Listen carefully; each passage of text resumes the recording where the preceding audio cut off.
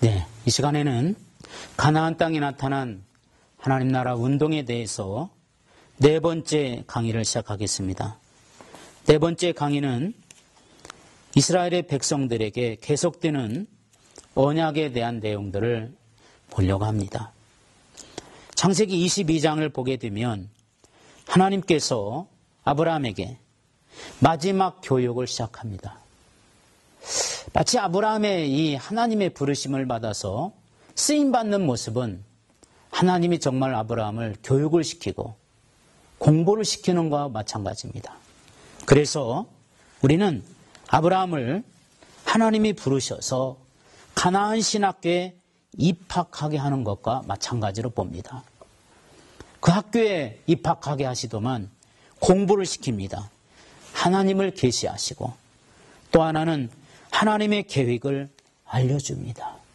이 하나님의 계획 속에는 천국이 들어있고 메시아가 들어있고 온 인류의 구원이 들어있습니다.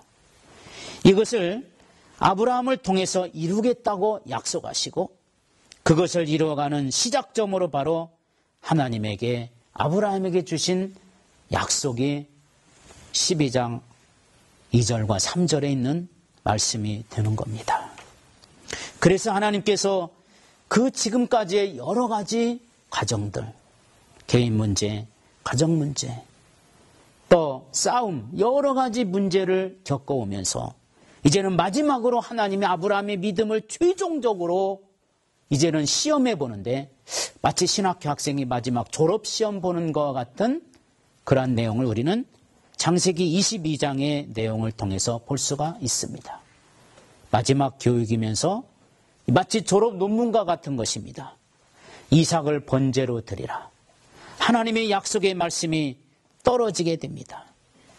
22장 2절에 보면 여호와께서 이르시되 내 아들 내 사랑하는 독자 이삭을 데리고 모리아 땅으로 가서 내가 내게 일러준 한 산 거기서 그를 번제로 드리라. 아브라함에게 자기 아들 이 이삭을 번제로 드리라고 하는 하나님의 말씀이 떨어지게 됩니다. 이때 아브라함은 네 가지 중요한 신앙의 모습을 보여줍니다. 첫째는 아주 즉시 순종합니다.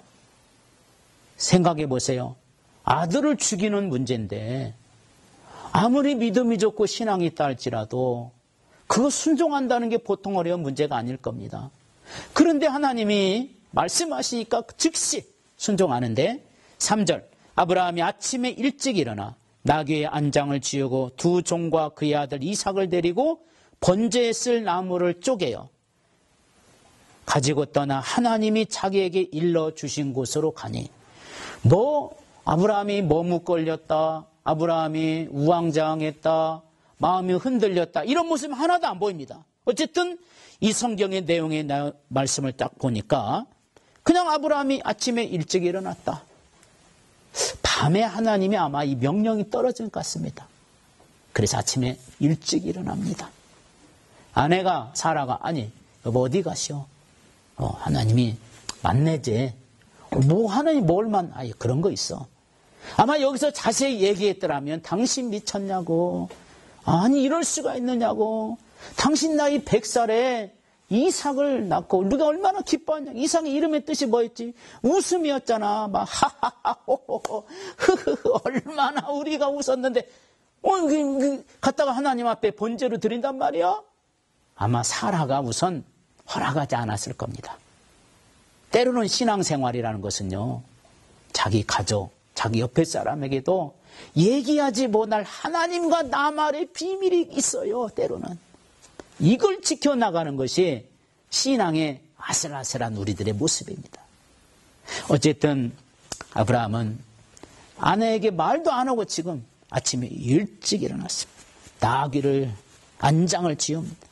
두 종과 그의 아들 이삭을 데리고 갑니다. 하나님의 말씀에 적극적으로 아주 즉시 순종합니다. 그리고 두 사환을 데리고 가는데 두 사환은 산 밑에까지입니다. 두 번째 아브라함이 순종한 것은 두 사환을 산 밑에까지만 데려놓고 번제단까지는 안 데리고 갑니다. 5절에 보면 이 아브라함의 종들이 그들에게 이르되 너희는 나귀와 함께 여기서 기다리라. 내가 아이와 함께 저기 가서 예배하고 우리가 너희에게로 돌아오리라 하고. 아브라함의 믿음이 참 대단합니다.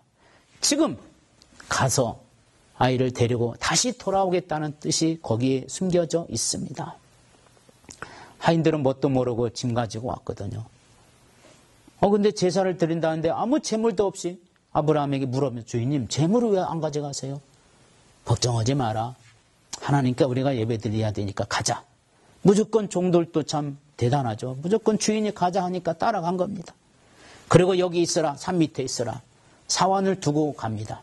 만약에 사환을 데리고 갔다면 아무리 종과 주인의 관계지만 아마 자기 아들을 막 칼로 쳐서 죽이려고 할 때 사환들이 가만히 있었겠습니까? 여기 보면 두 종을 데리고 갔다 그러는데 두 종이 아브라함이 양쪽. 아브라함 지금 몇 살이? 100살이 넘었습니다. 이 이삭이 나이가 있다가 13살 정도 됐으니까 아브라함의 나이가 지금 113살입니다. 하나님 앞에 75살에 부름받아서 100살 25년 만에 아들을 낳고, 그리고 여러분 113살에 하나님 앞에 지금 시험 보러 갔는데 이 종들이 안 말렸겠습니까? 주인님 안 됩니다. 차라리 절 죽이세요. 이러지 않았을까요?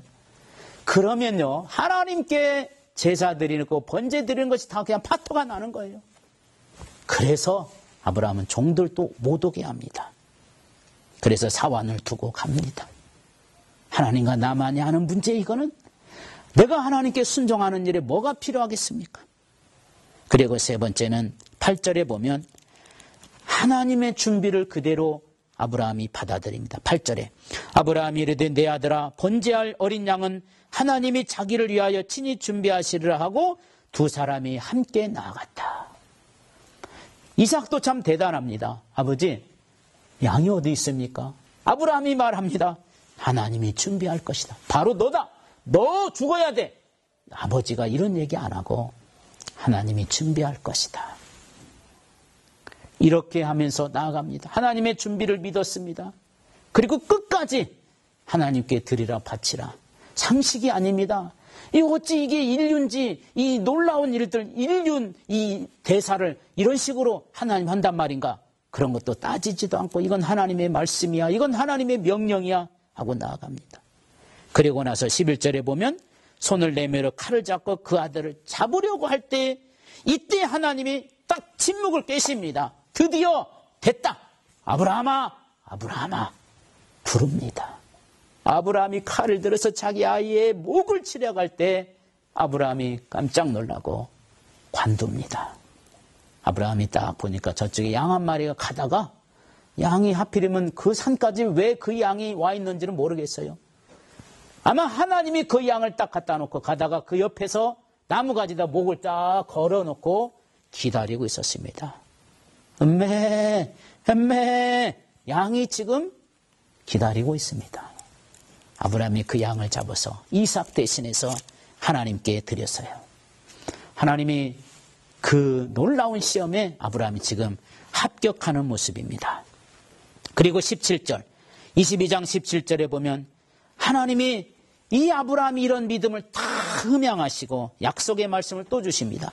22장 17절에 내가 내게 큰 복을 주고 내 씨가 크게 번성하여 하늘의 별과 같고 바닷가의 모래와 같게 하리니 내 씨가 그 대적의 성문을 차지하리라. 또 내 씨로 말미암아 천하 만민이 복을 받으리니 이는 내가 나의 말을 준행하였음이라. 내 씨, 현실적으로는 이삭이지만 궁극적으로는 예수 그리스도입니다. 이삭은 하나님의 자손의 바로 현실이고 예수님은 실물입니다. 온 천하 만민이 내 씨로 말미암아 이제는 복을 받겠다. 이런 하나님의 약속의 말씀, 창세기 12장에 하나님 주신 언약의 말씀이 조금 더 발전되어서 아브라함에게 이 가나안 신학교의 졸업시험을 합격한 아브라함에게 주신 겁니다. 그러고 나서 아브라함도 나이가 먹어서 23장에 가보면 먼저 그 아내 사라가 127세에 죽게 되었다라고 성경은 말하고 있습니다. 사라도 역시 하나님께서 그 시대에 이삭을 낳게 하고 그리고 이삭을 잘 키웠습니다. 그리고 그의 사명은 다했기 때문에 역시 사라는 하나님 앞에서 부름받아 가게 됩니다. 아브라함이 헷족석에게 돈을 주어서 막발라 굴이라는 것을 사놓고 그곳에서 자기 아내를 장사 지내게 되는 이 모습이 23장에 나옵니다. 24장에 가보면 이삭이 리브가를 아내로 삼는 일들이 나오게 됩니다. 이삭의 나이가 40살에 장가를 갑니다. 근데 이때도 역시 이 장가를 가는 모든 문제도 인간적이고 세상적인 방법을 통해서 한 것이 아니라 하나님의 절대적인 역사와 은혜와 하나님이 도와주시는 그 방법대로 하게 되는 것을 보게 됩니다. 아브라함이 그 하인을 부릅니다. 그리고 그 하인에게 이렇게 말합니다. 내 고향 내 족속에게로 가서 내 아들 이삭을 위하여 내 아내를 택하라. 나이가 나이 많이 먹고 그 집의 소유를 맡은 종 엘리에셀이죠. 그에게 내 고향에 가서 내 아들 이삭을 위하여 아내를 택하라. 그래서 엘리에셀은 하나님께서 은혜 가운데 그의 길을 인도해 주시고 아브라함이 약속한 대로 시킨 대로 그대로 가서다가 리브가를 만나서 데리고 옵니다. 그리고 리브가가 올 때 이삭은 리브가가 자기 아내인 줄 알고 그대로 받아들여서 드디어 이삭이 40살에 장가를 가게 되는 내용이 창세기 24장에 있는 내용입니다. 이제 하나님께서는 이삭이 장가도 가고 이제는 며느리도 보고 가정도 이렇게 이루면서 이제는 이삭이 나이가 175살에 아브라함이 나이가 175살이 되어서 이제는 죽게 되는데 그게 이제 창세기 25장에 있는 내용입니다. 1절에 보면 아브라함이 후처를 맞이했으니 그의 이름은 그두라라. 아브라함이 다시 후처를 맞이했다고 말하고 있습니다. 사실 아브라함이 나이가 137살, 자기 아내가 죽었다고 볼 수 있어요. 그런데 그 이후에 아내를 또 보았다고 하는 겁니다. 욕산이라는 아내, 여러 아내를 보게 되는데 많은 자손이 있습니다. 그런데 하나님은 구원의 역사를 이루어가야 될 위대한 자식 하나를 바로 이삭에게 주신 것을 볼 수가 있습니다. 5절에 보면 아브라함이 이삭에게 자기의 모든 소유를 주었고 그런데 6절에 보면 자기 서자들에게도 재산을 주어 자기 생전에 그들로 하여금 자기 아들 이삭을 떠나 동방 곧 동쪽 땅으로 가게 하였더라. 이삭과 다툼이 없게 하시려고 그의 서자들에게도 전부 다 재산을 주었다. 이렇게 말합니다. 그런 거 보면 아브라함이 참으로 자식들을 향한 그 애틋한 사랑과 정이 참 많이 있었던 것을 보게 됩니다. 그래서 창세기 25장에 드디어 우리가 잘 아는 하나님께서 아브라함의 뒤를 이어서 나아갈 백성 바로 이삭이 이제 활동하는 역사를 우리에게 보여주고 있습니다. 하나님께서 그 이삭을 통해서 하나님이 하실 중요한 일들이 있었기 때문에 이제 하나님이 그 이삭의 역사를 이루어져 가게 되는 것을 볼 수가 있는데요. 특별히 26장에 가보시면 이삭이 그랄에 거주합니다. 아브라함 때 첫 흉년이 들었더니 그 땅에 또 흉년이 들매 이삭이 그랄로 가서 블레셋 왕 아비멜렉에 이르렀더니 블레셋 왕에로 갈렸습니다. 가게 됩니다. 왜 그러냐면 흉년 때문에 가게 되었다라고 말합니다. 창세기 12장부터 25장까지는 아브라함의 역사라면 26장은 이삭의 이야기입니다. 이삭 이야기는 사실 별로 많지 않습니다. 왜 그런가 하면 성경이 다루려고 하는 것은 언약이기 때문에 이 천국운동의 역사가 누구에게 어떻게 넘어갔고 그 사람에게 하나님이 어떻게 역사하셨느냐를 우리에게 보여주기 때문에 그런 면만을 다루기 때문에 그렇습니다. 그래서 가나안 땅에 대한 하나님의 언약은 아브라함부터 시작했다면 이제는 그 다음에 이어져 갑니다. 그의 자녀 오늘 이삭에게 이어져 가는 것을 볼 수가 있습니다. 이삭은 아브라함의 아들입니다. 근데 오늘 창세기 26장에 가보면 이삭은 가는 곳마다 피해를 많이 봅니다. 천국인의 문화를 가진 사람으로서 그 가는 곳마다 멸시를 당하고 또 여러 가지로 반대를 당하지만 거기서부터 아브라함의 가졌던 믿음과 신앙을 이어받은 이삭의 신앙이 그대로 우리에게 보여지고 있습니다. 아브라함에게 주어졌던 이 언약이 아들 때에 끝난 게 아니라 다시 나타납니다. 4절의 말씀을 보게 되면 내 자손을 하늘의 별과 같이 번성하게 하며 이 모든 땅을 내 자손에게 주리니 내 자손으로 말미암아 천하 만민이 복을 얻으리라. 하나님께서 이삭에게 약속하신 말씀, 아브라함이 죽어 없어졌지만 아브라함이 죽어 없어졌다고 언약도 끝나고 믿음도 끝나고 하나님의 계획도 끝나는 게 아니라 이삭에게 그대로 다 이어져가는 모습을 보게 됩니다. 이삭은 아브라함의 자식일 뿐만 아니라 하나님의 계획을 이뤄가야 될 중요한 사명임자이며 제자였습니다. 신앙이라는 것은 그대로 키우는 것이 그런 것은 우리에게 있어서는 안 됩니다. 신앙은 키우게 하되 뭘 키워야 되느냐? 신앙을 바탕으로 하는 하나님의 계획을 아는 사람으로 키워가는 것이 이게 중요합니다. 그것이 바로 제자훈련입니다. 그래서 하나님의 계획을 아는 사람, 하나님의 계획을 알고 그 시대 속에서 그 계획을 이루려고 노력하고 힘쓰고 애쓰고 일하는 사람으로 키워놓는 것이 그게 바로 제자훈련입니다. 제자훈련의 가장 중요한 것은 무엇입니까? 그 속에 하나님의 계획이 들어있느냐 없느냐. 들어있느냐 하면은 이건 제자훈련이 잘 된 것이고 그냥 개인의 신앙의 축복을 위해서 공부했다. 그냥 개인의 신앙의 축복과 삶을 위해서 제자훈련했다. 이런 것은 진정한 제자라고 볼 수가 없습니다. 자기의 삶을 이용하고 자기의 개인의 신앙의 성장만을 위해서 일하는 제자는 절대 좋은 제자가 될 수 없어요. 오늘 아브라함을 보십시오. 정말 제자 하나 잘 키워놓지 않았습니까? 아브라함이 100살에 이삭을 낳고 175살에 죽을 때까지 75년 동안 자기 아들을 하나님의 계획을 아는 자로 하나님의 약속을 이룰 자로 키워놓은 것입니다. 많은 사람을 키워놓은 게 아니라 한 사람을 키워놓는 겁니다. 여러분, 진정한 제자는요, 한 사람을 키우는 겁니다.